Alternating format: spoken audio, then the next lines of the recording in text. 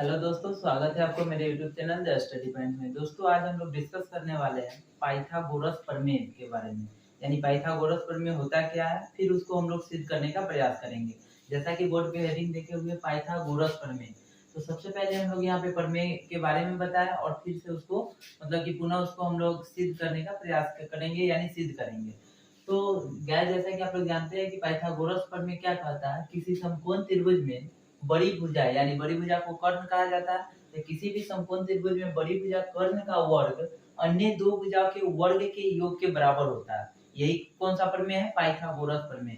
तो पाइथागोरस प्रमेय क्या होता है? किसी भी समकोण त्रिभुज में बड़ी भुजा यानी बड़ी भुजा को कर्ण बोलते हैं। तो किसी भी समकोण त्रिभुज में कर्ण का वर्ग जो होता है अन्य दो भुजा के वर्ग के योग के बराबर होता है। उसी को हमको सिद्ध करना है और इसी को पाइथागोरस प्रमेय कहा जाता है। तो अगर मान लेते मैट्रिक के एग्जाम यानी 10th बोर्ड के एग्जाम में जो है बार-बार पूछी जाती है पाइथागोरस प्रमेय क्या है, तो 2 नंबर में पूछेगा तो डायरेक्ट लिख देंगे किसी भी समकोण त्रिभुज में बड़ी भुजा यानी कर्ण का वर्ग जो होता है अन्य दो भुजाओं के वर्गों के योग की क्या होती है? बराबर होती है। अगर उसको सिद्ध करने के लिए कहेगा तो वो दीर्घ तरीके में देगा यानी 5 नंबर में पूछेगा और उसको हम लोग पूरा फुल डिटेल में उसको सिद्ध करेंगे यानी प्रमाणित करेंगे।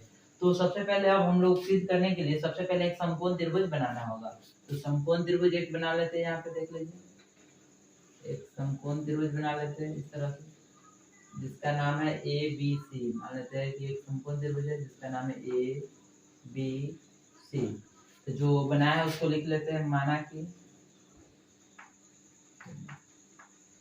लिख लेते हैं माना कि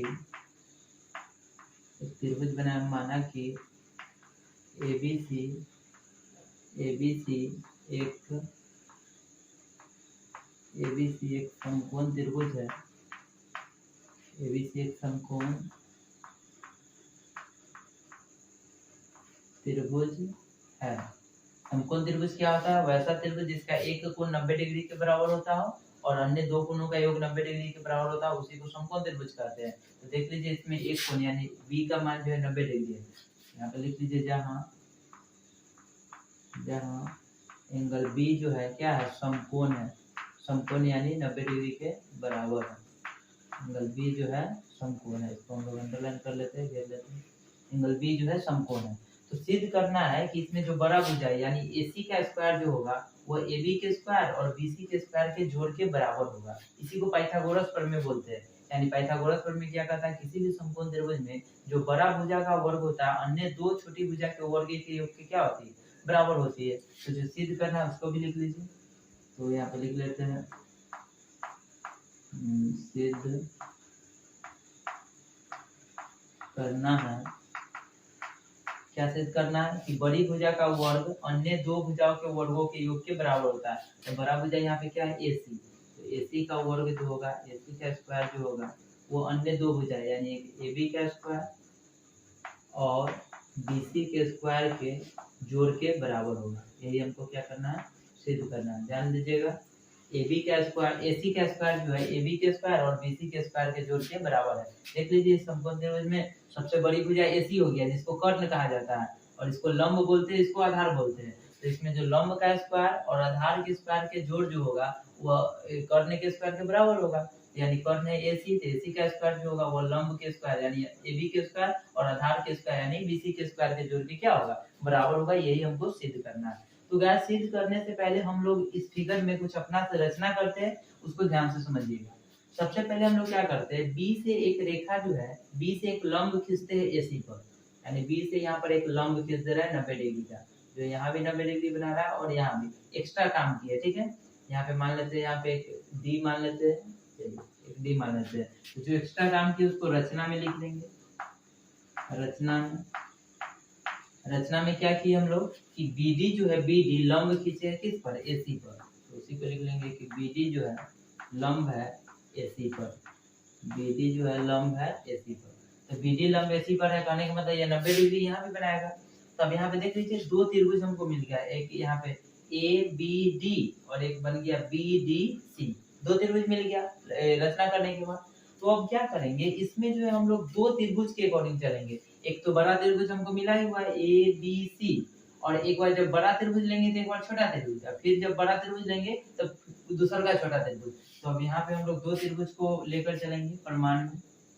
चलिए तो परिमाण में दो त्रिभुज में चलते हैं। कौन कौन त्रिभुज? एगो बड़ा त्रिभुज है ABC, लिख लीजिए त्रिभुज ABC तथा त्रिभुज, अब एक बड़ा ले लिए ABC और एगो कोई छोटा ले लेते हैं, ए वाला ले लेते हैं। जब अभी ई वाला ले लेंगे तो दूसरा का बार में इस त्रिभुज को उठाएंगे।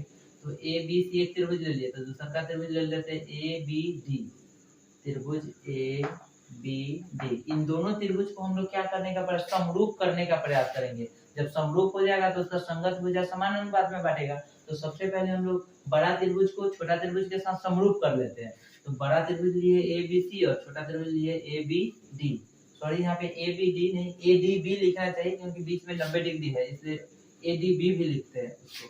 चलिए तो इसको हम ADB ही करते रहे, ADB यानी 90 डिग्री है, वहां पे हम बीच में उसको लिख दिए। क्लियर है? तो इसमें चलेंगे तो यहाँ पे ध्यान दीजिएगा इसमें क्या क्या इक्वल है उसको देखने का प्रयास करते हैं। तो सबसे पहले हम लोग इसमें देखेंगे त्रिभुज ABC में और ABD में AB जो है कॉमन है, तो AB कॉमन है तो उसको लिख सकते हैं कि AB भुजा जो है दोनों में है। तो AB बराबर AB, इसको AB बराबर AB जो है क्या है, उभयनिष्ठ भुजा है। देख लीजिए उभयनिष्ठ भुजा से, उभयनिष्ठ भुजा से। क्लियर है? अब उसके बाद उभयनिष्ठ भुजा हो गया तो दूसरी बार में अगर चलेंगे तो देख लीजिए यहाँ भी एंगल A है और वहां भी एंगल A है, तो दोनों में एंगल आ रहा है। तो दोनों में एंगल आ रहा है तो इसको लिख सकते हैं इस प्रकार कि एंगल A जो होगा, एंगल A वह एंगल A के बराबर होगा। देख लीजिए त्रिभुज ABC में भी A आया है एंगल और त्रिभुज ADB में भी एंगल A आया है। कहने का मतलब दोनों में A जो है उभयनिष्ठ है। कौन है? तो इसको लिख सकते हैं उभयनिष्ठ भुजा, नहीं यहाँ पे क्या लिखेंगे, उभयनिष्ठ कोण से, क्योंकि एंगल A जो है दोनों में है इसलिए उभयनिष्ठ कोण से दोनों क्या होगा, इक्वल होगा। उसके बाद देखिए त्रिभुज ABC में एंगल B का मान कितना डिग्री है, 90 डिग्री, और त्रिभुज ADB में चलेंगे तो एंगल D का मान है 90 डिग्री। तो एंगल B जो है एंगल D के बराबर होगा, यानी किससे बराबर होगा, 90 डिग्री से, यानी 90 डिग्री को यहाँ पे क्या लिख रहे हैं, समकोण से। क्लियर है? तो यहाँ पे देख लीजिए पहला उभयनिष्ठ भुजा से बराबर है AB दोनों में भी आया है, और एंगल A दोनों पर वही सेम कोण बना है, तो उभयनिष्ठ कोण से वो बराबर हो गया। और एंगल B और एंगल B पर 90 डिग्री और एंगल D पर भी 90 डिग्री, तो समकोण से दोनों क्या होगा, बराबर होगा।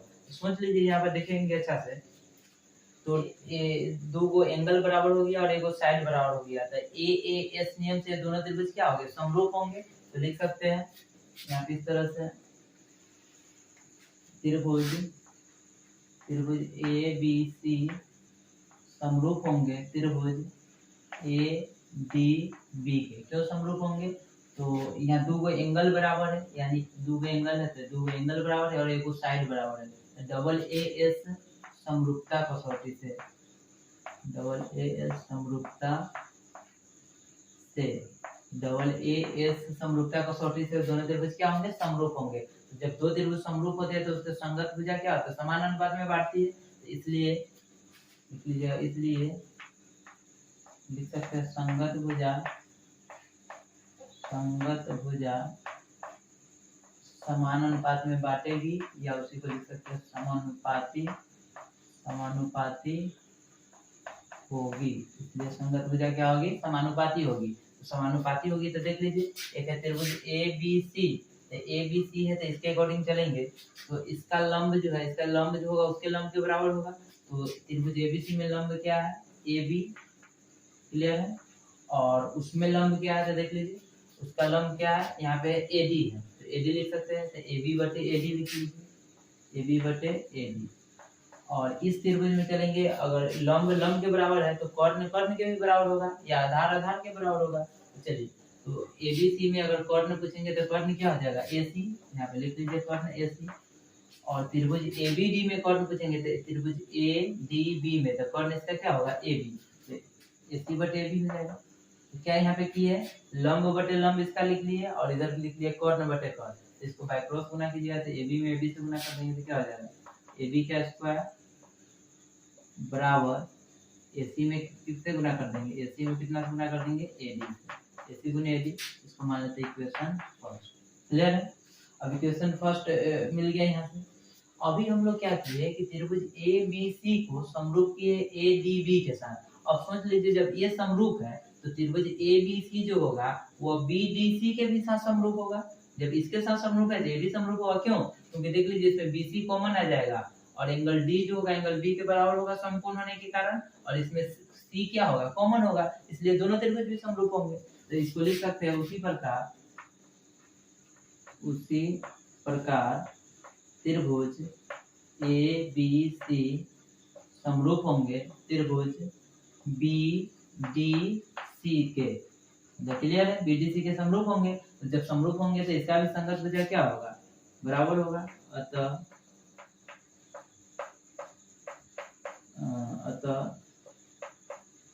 संगत भुजा समानुपाती होगी। अतः संगत भुजा समानुपाती होगी। तो संगत भुजा समानुपाती होगी तो देख लीजिए इसमें अब क्या करते हैं। अब इसमें क्या लिखते हैं? इसमें लिखते हैं आधार बटे कर्ण। उसमें लंब बटे लंब उधर चले तो इसमें अब आधार बटे आधार। इसका आधार देख लीजिए, इसका आधार है BC, तो इसका आधार BC लिख लेते हैं।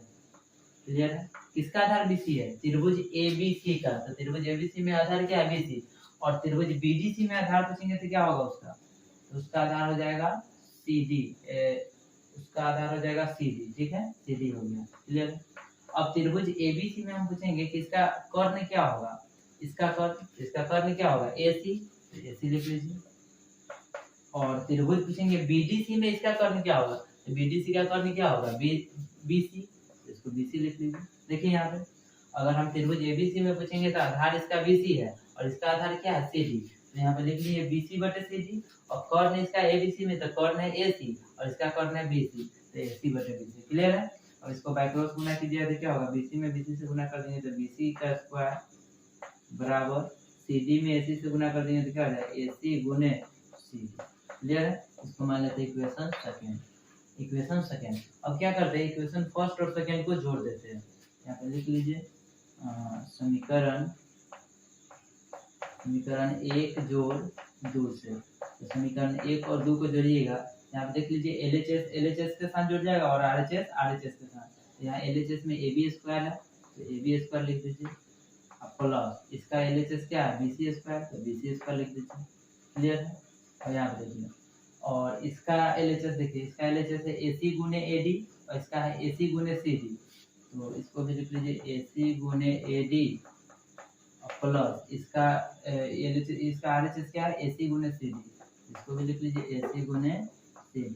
अब इसमें काम करेंगे, यहाँ पे हम लोग तो हो गया AB square plus BC square is equal to, देखिए दोनों में AC है तो AC कॉमन निकाल लीजिए। तो इसमें बचेगा AD और प्लस क्या बचेगा? CD, AD plus CD। अब इसको भी आगे हम लोग सॉल्व करेंगे तो क्या होगा? AB square plus BC square is equal to AC गुने, अब यहाँ AD प्लस CD, देखिए तो AD प्लस CD कहाँ?